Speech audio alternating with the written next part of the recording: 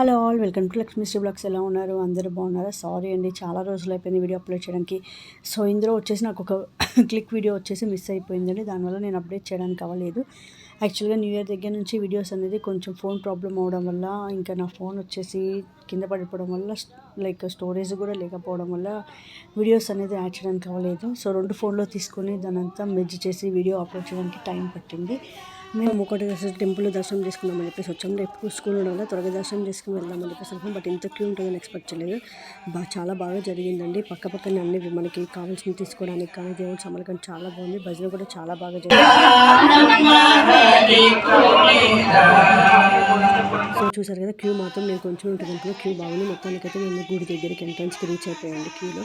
So యాక్చువల్గా మామూలుగా తక్కువ మంది ఉంటాం అనుకున్నాం, బట్ చాలా రష్ ఉన్నారండి. గుడి కూడా యాక్చువల్గా ఇది మేము ఒకప్పుడు చాలా తక్కువ మంది భక్తులు వచ్చారు ఇందులో. తర్వాత దీన్ని కన్స్ట్రక్షన్ చేసి అందరూ కొంచెం మనీ స్పాన్సర్ చేసుకుని గుడిని ఈ రకంగా పెద్దగా కట్టారు. సో ఏ ఫెస్టివల్ అయినా వీళ్ళు ఈ రకంగా చేస్తారు.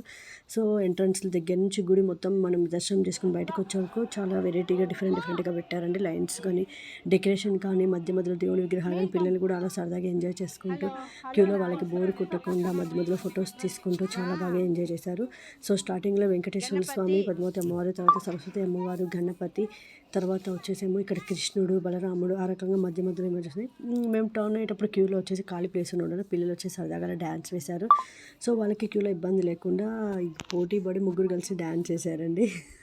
చాలా బాగా ఎంజాయ్ చేశారు మొత్తానికైతే పిల్లలు కూడా. సో మొత్తానికైతే ఇంక ఈ రకంగా మేము టెంపుల్ దర్శనానికి వచ్చేసాం. మధ్యలో డెకరేషన్ కూడా అసలు చాలా బాగా డెకరేట్ చేశారు. లైక్ మనం ఏడుకొండలు అన్నట్టు. చూసారు ఎలా ఉందో. సో ముక్కోడికి కంపల్సరీగా ఉత్తర ద్వారం నుంచి దర్శనం చేసుకోవాలని చెప్పేసి మేము ఉత్తర ద్వారం నుంచి దర్శనం చేసుకున్నాం. ఇది వీడియోలో కామెంట్ రూపంలో తెలియచేయండి. బాయ్.